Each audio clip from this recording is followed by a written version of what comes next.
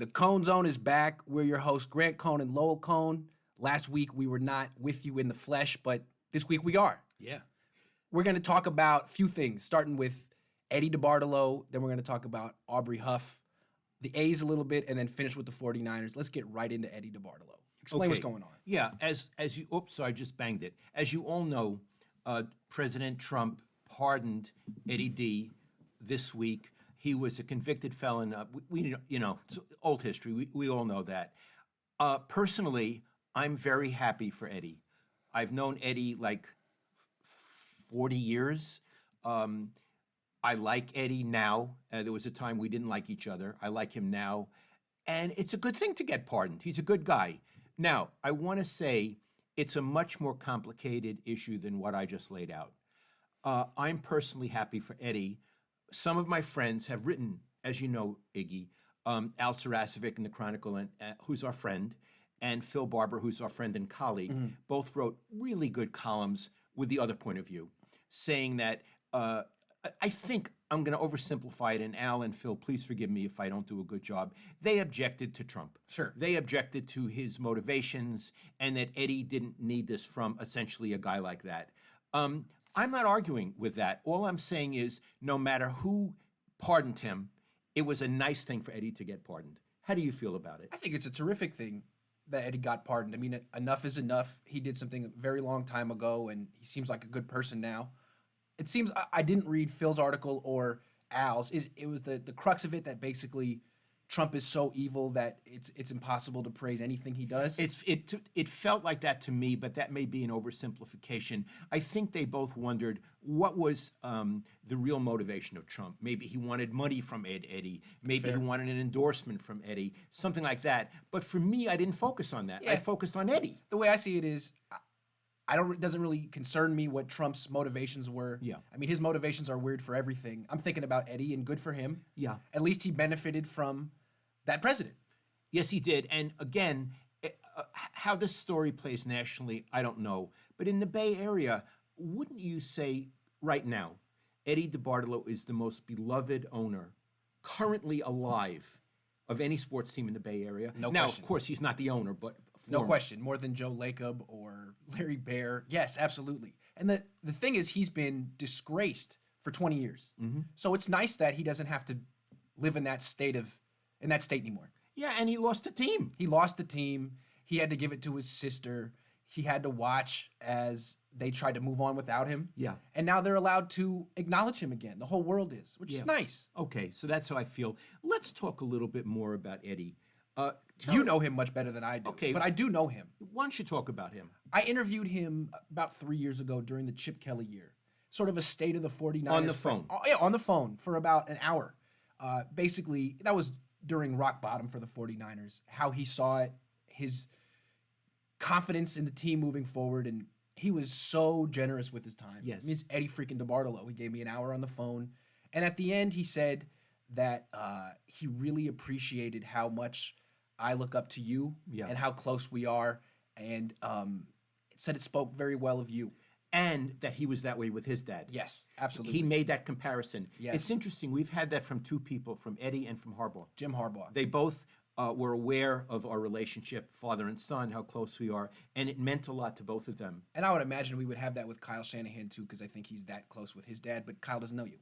No, I'm sure. Now, of course, I know his dad. His dad knows you very well. But I don't know Kyle. Yes. So that was my interaction with Eddie. I want you to know that after that, I spoke to Eddie, and Eddie said, Lowell, you should be proud. You brought your son up very well. Thank and, it meant a lot to me. Now, let me get back to Eddie and me. When Eddie took over the team, he was a very young man, and he needed to learn wisdom. How young? Oh, boy. Jed young? I think so. Okay, yeah. okay. Maybe okay. a little older. Okay. But I would say really innocent. Okay. Innocent of the ways of the world in a lot of ways. So was I. Yeah. I was lacking in such wisdom, and still am, and am trying every day to become a wiser person. So in many ways, he acted badly, and so did I. And I certainly really went after him in writing. Okay, cut to a few years ago.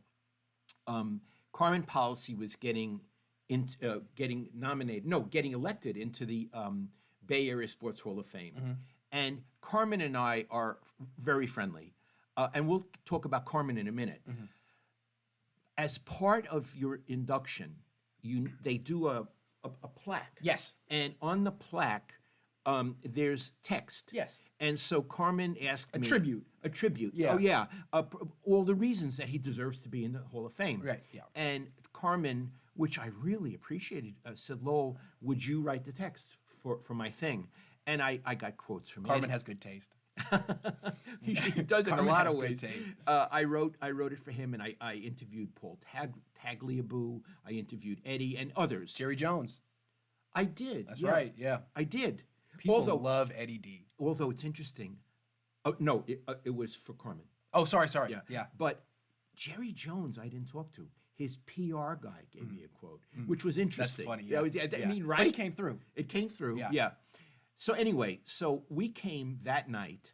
Iggy and I, we went to the Hall of Fame. It's a banquet at a hotel in the city. And we walk in the room, and there's Carmen gazing at his plaque. Yes. And I said, you like it? He goes, oh, yeah, Lowell. They told me it's the best written, a lot of blah, blah, blah, blah. So, and then he says, I got to tell you, Eddie's here. And he saw the plaque, and he said, why did you have Lowell write the plaque for you? And he's really, Lowell was really hard on me. So Carmen said, Eddie, you and Lowell need to know each other better because you would really like each other. So the whole thing went on, and Eddie was up on the dais. We were sitting at Carmen's table with his family. We really were. We really were. It was really nice. Yeah. And all the 49ers were behind us. Like Dwight Clark was behind Eric us, and Wright. Ronnie Lott, and Eric. Dwight Clark was absolutely there. Yes. He looked great. He was there with his wife. Yeah. But we were at the main table. Absolutely. So anyway, afterward, Eddie was sort of standing. He came down. He was standing and he's holding court. Oh, my God. People coming up. So we waited very Yeah. patiently. And finally we went over. I said, hi, Eddie, it's Lowell, and this is Grant. And then he was very sweet. Yes, it was our turn to shake his hand. It was our turn to shake his hand. But Yes. then this happened. I said, Carmen mentioned that you were a little surprised that he had me write the thing for you. And I said, look, it's been a long time. And I said, I got to tell you, when we were young men, I was a douchebag. And he looked at me and he goes, you know what, Lowell? I was a douchebag too. Yeah. You were there, right? Yeah. He said, I was a douchebag too. He said, and there's no reason two former douchebags can't be friends. And then we hugged each other. It's funny. A lot of times that happens in sports. Yes. Like right now, Eric Armstead thinks he hates me. Yes. In 6 months, we might really like each other. That's right. That's what happened with me and Anthony Davis. For 6 months, we hated each other. Yeah. And then he came up to me in the locker room, and we worked it out. Worked it out. And you often work it out through conflict. Yeah, that's the thing. If you have conflict, it's an intimate experience. Very much so. It's a I love very what you said. intimate It's an intimate experience. experience, yeah. And you know what? It's a New York way of approaching the world. Yes, absolutely. Because my whole life I was fighting with people. Right. And then there's mutual respect afterward. Absolutely. You get each other in a headlock, you comb your hair, and you move on. Right.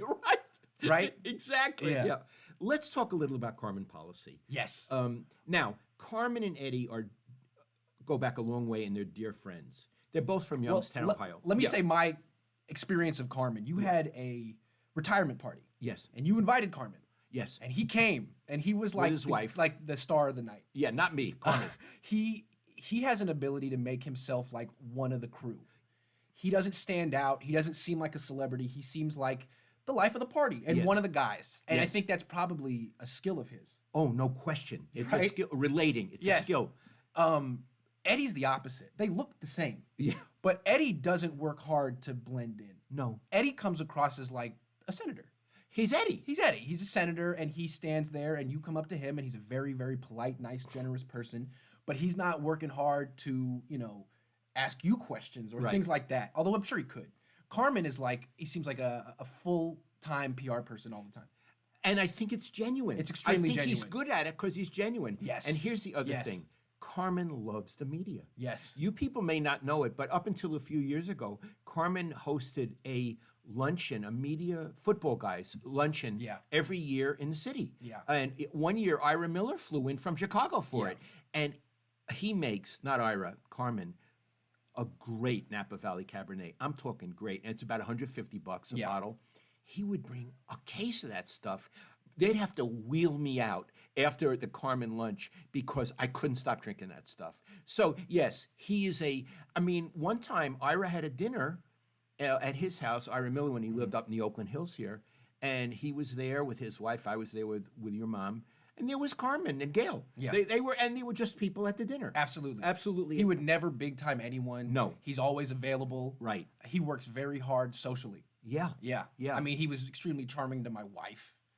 Remember that? Yes. I mean, he shook her hand and Yeah. we couldn't get enough for her. Yeah. He's a lot of fun. Yeah. Yeah. So, I could see how they're kind of like Eddie and Carmen look alike, but they're almost opposites and they complement each other.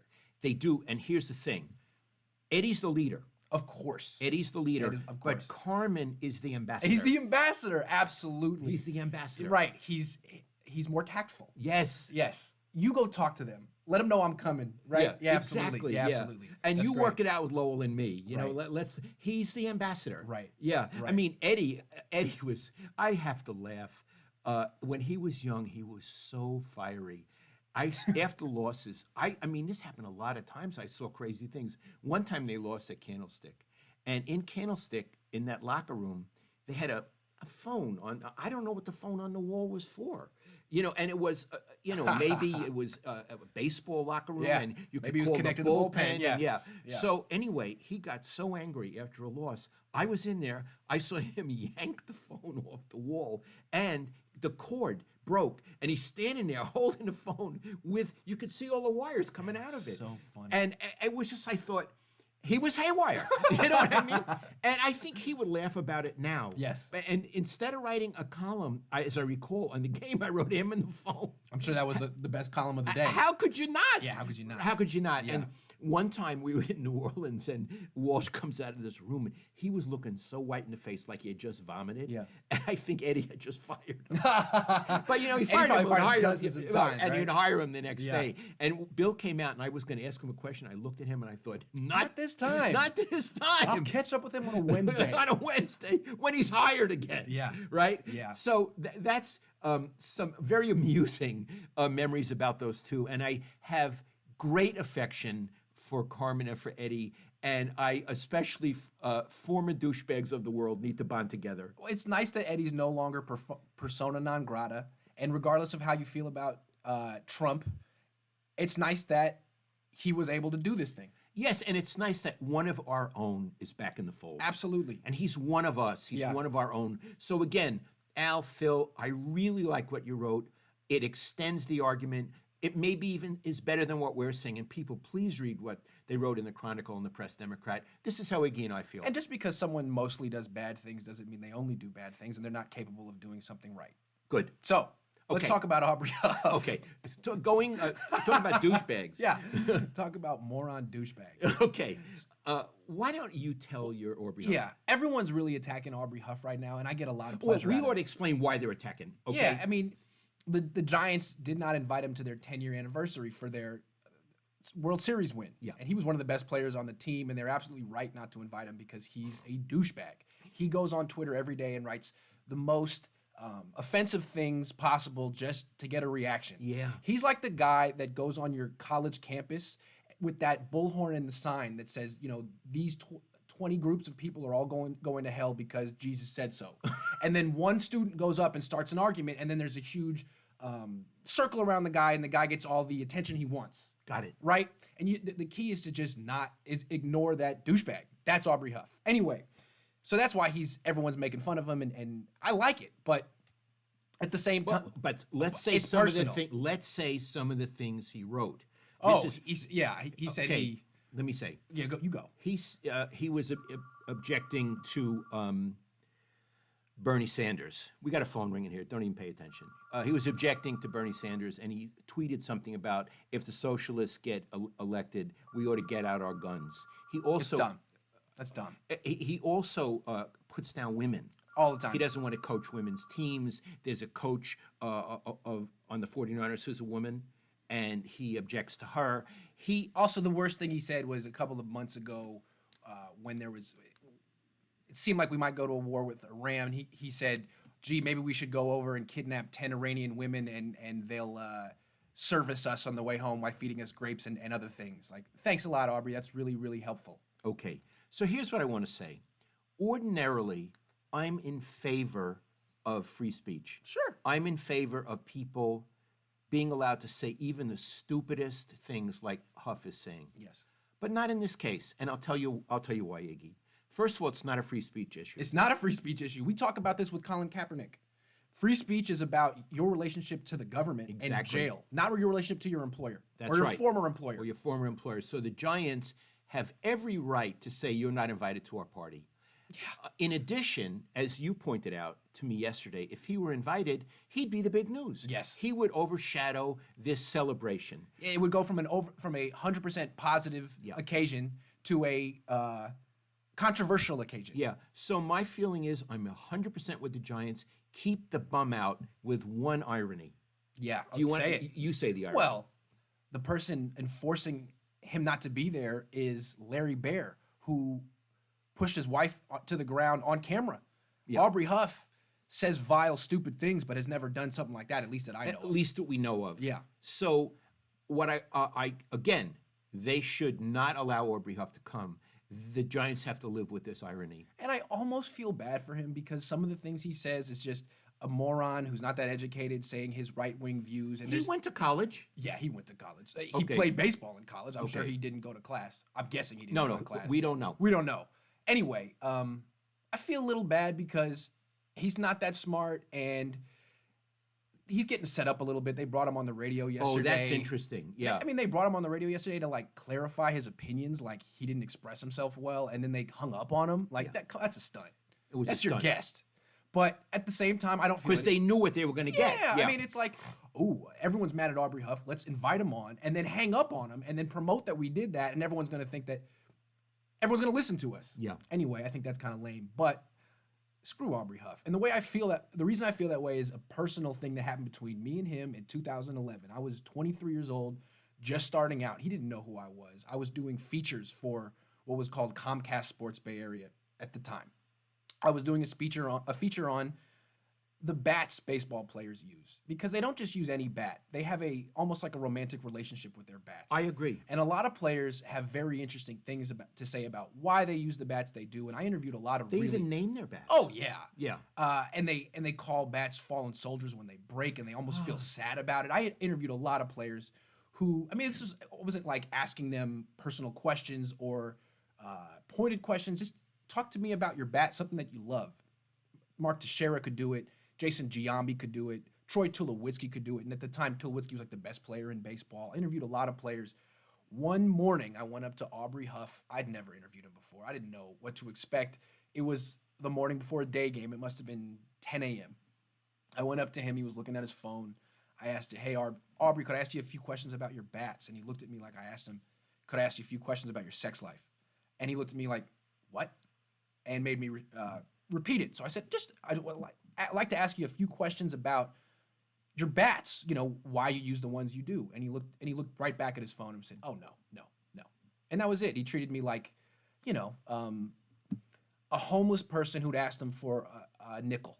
And he dismissed you. And he dismissed me. And I thought, that's within your right, but I hate you. I hate you forever. And if anything bad ever happens to you, I will take great pleasure in it, because I'd like to get revenge. I'm probably never going to be in a position to get it. But now the entire world is getting it for me, and I kind of like it. Okay. I love the story, and I know how you feel. Let's stay with the bats a minute. Because you said you spoke to Teixeira, Giambi. They were with the Yankees, and they had come to Oakland. Yes. And you went in. I happened to be there that day. And Teixeira was a prince. So nice. And so was Giambi. A very nice man. Giambi was with the Rockies at that point. That was a different day. But anyway. Oh, I'm sorry. It's okay. But Teixeira was in there. No question. And then you went over to the most famous baseball player. Tell the story. Derek Jeter. Who has the greatest PR in the world, right? Yeah, he's supposed to be the greatest guy. Mr. Baseball. Mr. Baseball. And so again, I went over to Jeter and I asked him the same thing. He's standing at his locker. Jeter, do you have... Doing nothing. Could I ask you just a couple of questions about your bats and why you use the ones you do? He looked at me, turned around and said, my bats? That's what he said. Oh, he didn't even say my bats. What did he say? Bats? Bats? Like, what? Like, that's the stupidest topic in the history of topics. And I said, yeah, bats. Yeah. And then he just walked away. So, Derek Jeter, you too. You too. I voted for some moron in the country. Didn't vote for him for the Hall of Fame. He was one vote short of unanimous. Good. I voted for him, but I remember what he did. He was a bats. I would have voted for Derek Jeter too, but good. I'm glad someone didn't. And I just thought it was so small-minded. And sometimes when you see these people behind the scenes, and they have such great PR, maybe Jeter was having a bad day. In this book that I have coming out in May, there's a chapter on Michael Jordan. And again, there's the PR Jordan, and then there's the real guy I met, and this was Jeter at that time. Some of these athletes have an ability to make, low-paid journalists feel subhuman. Absolutely. And it's something that they all can do and all shouldn't do. None of them should do it. It's an instinct that they need to, resist. And most athletes resist it. I'll tell you, great resistors, people who never made me feel dusty. Joe Staley. I mean, Joe Staley one time and then apologized for it. Apologized to me. One time. Steve you don't Young. do it. Steve Young. You don't treat any human being like a subhuman. Right. Because it only reflects poorly on you and your parents and your family and your upbringing. You don't do it, even if you are a multi-millionaire Hall of Fame guy. You know who routinely did it? Who? Kaepernick.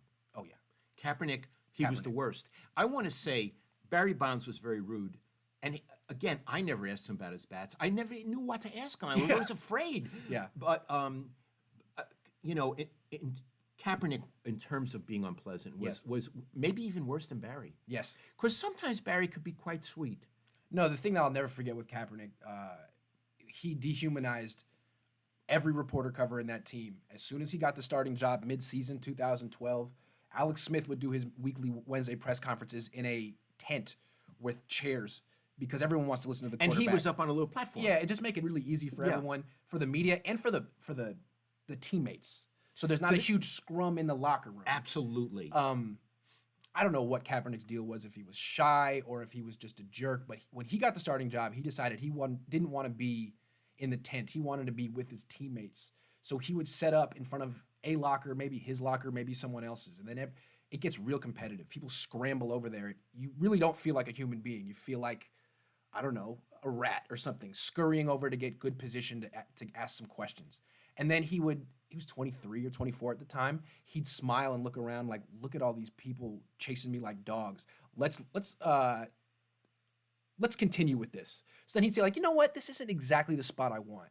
And then he would move to the other side of the room, and then everyone would have to follow him. Yeah. And then he'd be like, you know what? This spot isn't that good either. I'm going to go over here. And then you had this like conga line of 30, 40, 50, 60-year-old men and women scurrying to follow a 24-year-old man who was getting off on treating people like dogs. I can't get over that. Yeah. So he's very empathetic to the world, but when he had an opportunity to treat regular people like humans, he failed. Yeah, and he finally would set up in front of someone's locker, and a former 49er told me that in the locker room that's looked at as a sin.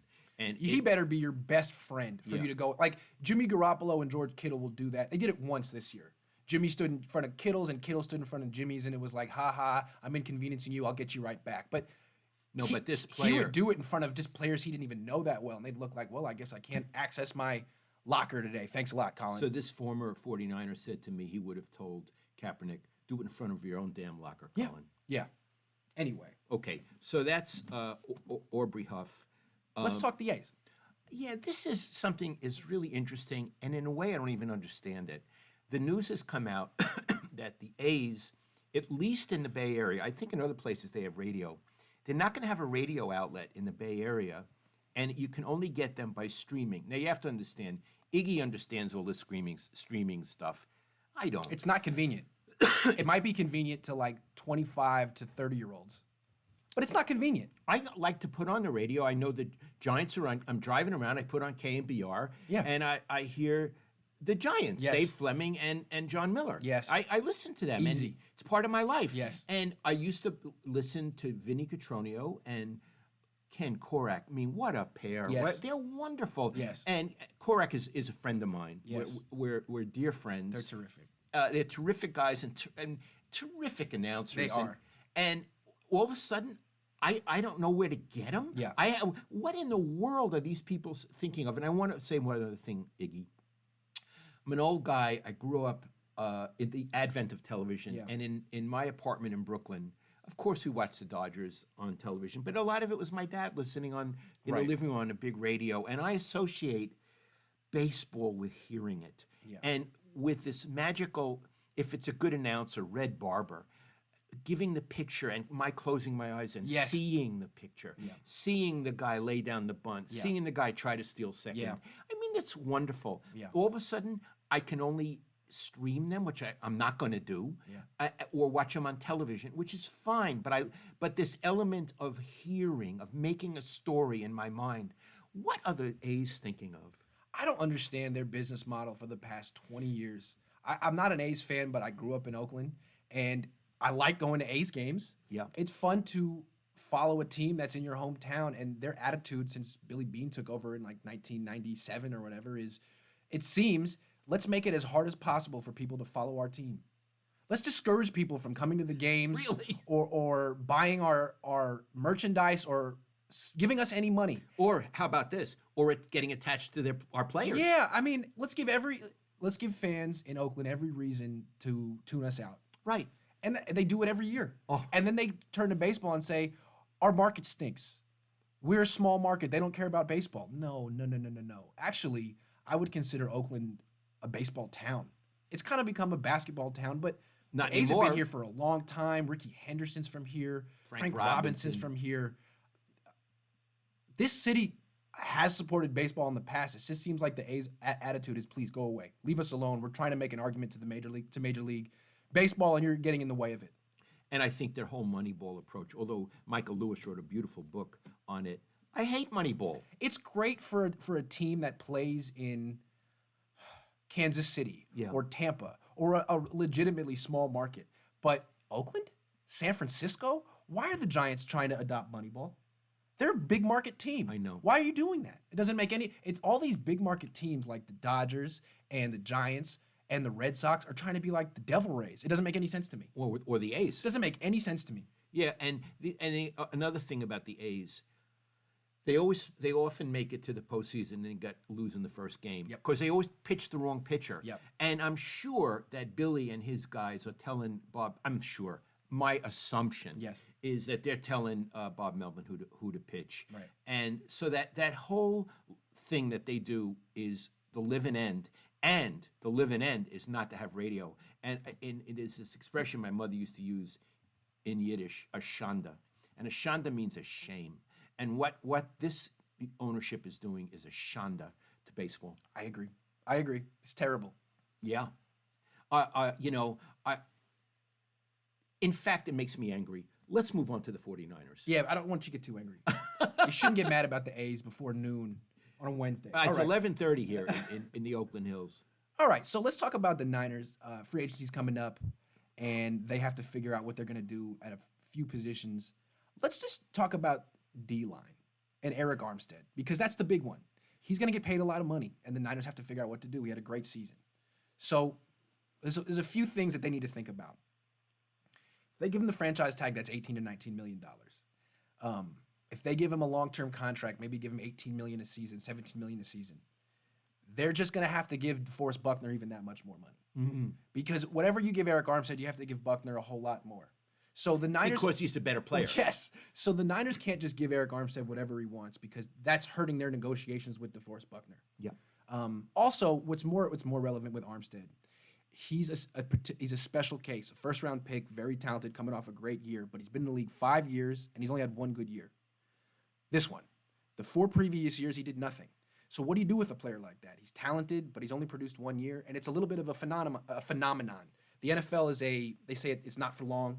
The average career is 2.5 years. If you're a first-round pick, you're pretty much guaranteed to have a 4-year career. It's a 4-year contract. It's very difficult to cut you, and the team has an option for a 5th year. So what you're seeing recently is players, first-round picks, very talented, who get in the league and kind of underwhelm for a while. Mm. They take their time, they improve slowly, and then when it's finally time to get paid, money's a hell of a motivator for any human being. They turn it on and they're great. And then the team says, well, what do we do with you? Are you the guy who played well this year or the guy who didn't really come through the 4 previous years? I've been looking, are there other players like Armstead who've gone through this? The Packers had a guy named Nick Perry, first-round pick, did nothing. His 5th year in the league, he had 11 sacks, and the Packers thought, oh, this guy's the real deal. He finally put it all together. They got rid of their main pass rusher, Julius Peppers, gave Nick Perry a 5-year, $60 million contract. He's out of the league. Out of the league. I mean, he really was awful. So it's a tough one. I would wonder with Eric Armstead, why did it take you so long? I'm not going to give you $100 million and pretend that you have been consistent your entire career. And also, if I give you the franchise tag, that's a hell of a starting point for a future negotiation at $18 million a year. I don't see how the Niners can bring him back, even though he's a terrific player who's coming off a great year and may, in fact, have figured it out and go on to have a terrific career. It's a dilemma. It's a dilemma. Let me ask you this.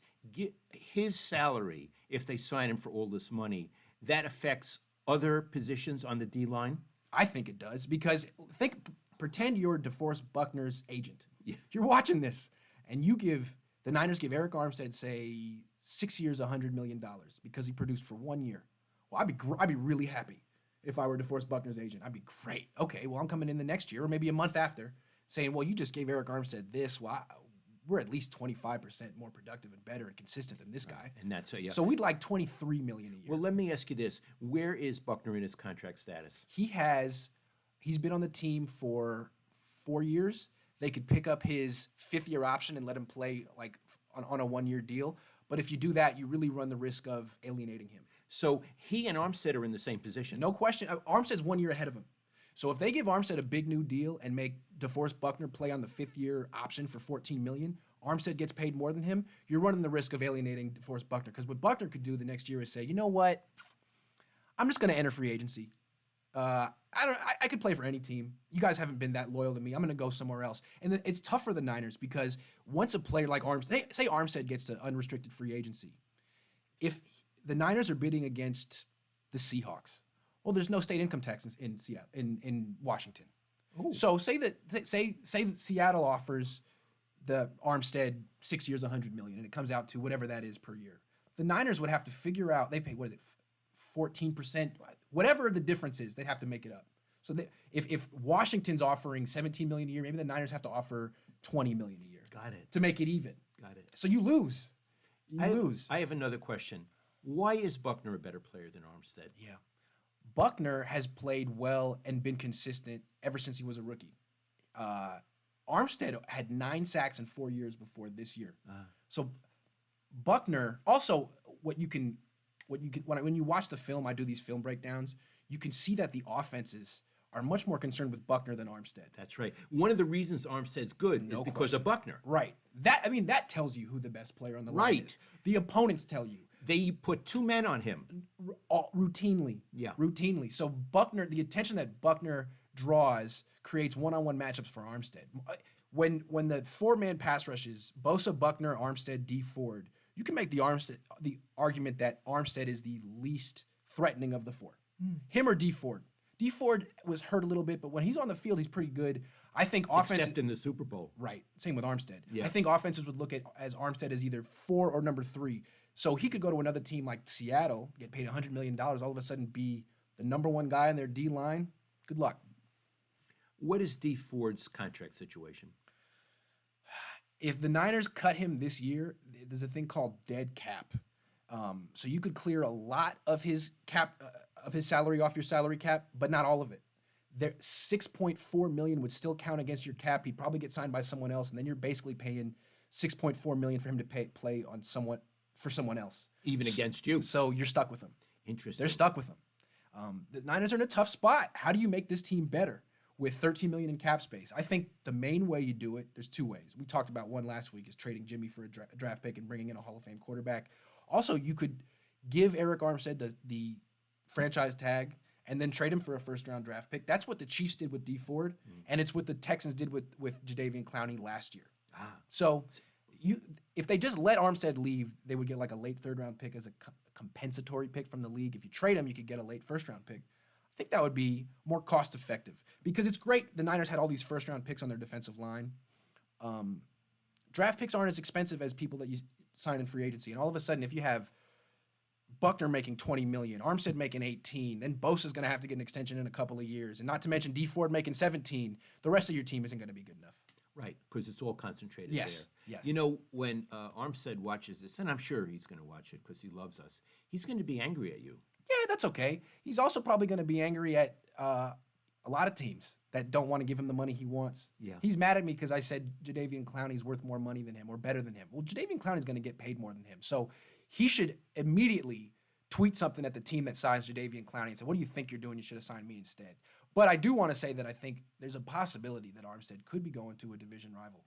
If I were him, I'd be wanting to go to if I were a football player who had multiple offers, I would make sure I went to a team that was in a state that had no income tax. Texas, Florida, or Washington. Those are the states? Those are the states. Oh, also Nevada. Nevada. And there's a team going to Nevada. Yes. That we're not going to talk about very much. Yeah, they don't matter. Well, they're not here anymore. No, they're okay, not. let's move over. You know this football very well. I learned from you. Okay. Let's talk about the O-line. Well, to me, that's the weak link on the Niners offense. Not the whole O-line, but just one spot. Right guard, Mike Person. He's a nice guy. He's a good story. He's a veteran who's played on like 9 different teams, and he finally stuck to one. But in the Super Bowl, he went up against this guy, Chris Jones, who's fantastic, and just wasn't up to the matchup. The Niners are a Super Bowl contender. I think they're beyond the Mike Person level. And they can, he served a purpose. He was good for them. They can probably upgrade that spot for an extra $2-3 million a year. He's making 22 million, a little bit, 2.5 million. You can cut him for no penalty, sign a guy for 5 or 6 or 7 million, and get a guy who's maybe been to a Pro Bowl. Explain to our viewers and listeners, what does the guard do? What does the guard do? He's right next. He's in between the center. The right guard really is a lot of the time looked at as the least important offensive lineman because he's in between the center, the right tackle, and the tight end. So he's protected. But he's important. I mean, on 3rd and 8, he's probably going to have to block the other team's best defensive tackle one-on-one. So when that means has to if he were on another team, he'd have to block DeForest Buckner or Eric Armstead. In the running game, a lot of times he's pulling or running outside and leading up on linebackers and safeties. So he's a lot of times most important as a run blocker, but he can get exposed one-on-one in obvious passing situations, and that's what happened to Mike Person. He's fine as a run blocker. The Niners run just fine with him there. But when they have to pass, when it's in the fourth quarter of a Super Bowl, when it's 3rd and long, you can take advantage of them. Okay. So why have a weakness like that if you can upgrade it with an extra $2 million a year? And nothing personal. Nothing personal. If the Niners were to cut him, he's played well enough that he would get another starting spot on another team, which is, I'm sure, would make him happy. Right. And if they were to keep him, you would be happy to see him in the locker room. Absolutely. Yes. It's nothing against him. I'm not saying that he's a bum. He's perfectly acceptable. But I think the Niners are so good and they have so few weaknesses that if you had to look at one, this is one that you could upgrade cheaply. Okay. Yeah. Do you think we've handled our topics today?